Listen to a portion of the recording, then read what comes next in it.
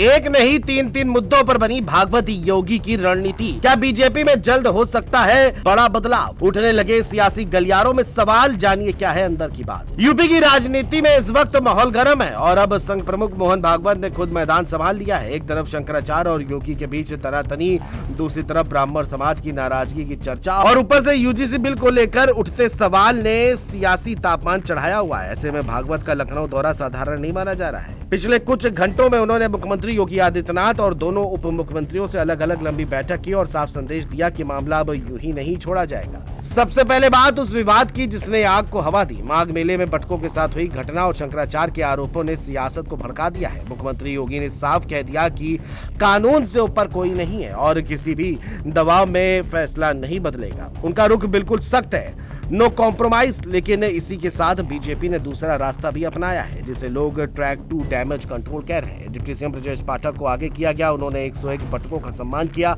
शिखा पूजन किया और कहा कि बटकों का अपमान महापाप है। साफ है कि ब्राह्मण समाज को संदेश देने की कोशिश हो रही है कि पार्टी उनके साथ है, लेकिन कहानी यही खत्म नहीं होती। शंकराचार्य अभिमुक्तेश्वरानंद ने इस पूरी कवायद पर तीखा वार किया। उन्होंने खुलकर कहा कि ये सब दिखावा है। उनका कहना है कि अगर सच में सम्मान होता तो उनके अपमान पर भी खुलकर कार्रवाई होती। उन्होंने यहाँ तक कह दिया कि हाथी के दांत खाने के और दिखाने के और होते हैं। ये बयान सीधा बीजेपी की रणनीति पर सवाल है। उन्होंने ये भी तंज कसा कि मंत्री चाहकर भी कार्रवाई नहीं करा पा रहे, यानी विवाद ठंडा होने के बजाय और गहरा गया। यही वजह है कि यूपी में संघ प्रमुख मोहन भागवत का दौरा बेहद अहम माना जा रहा है।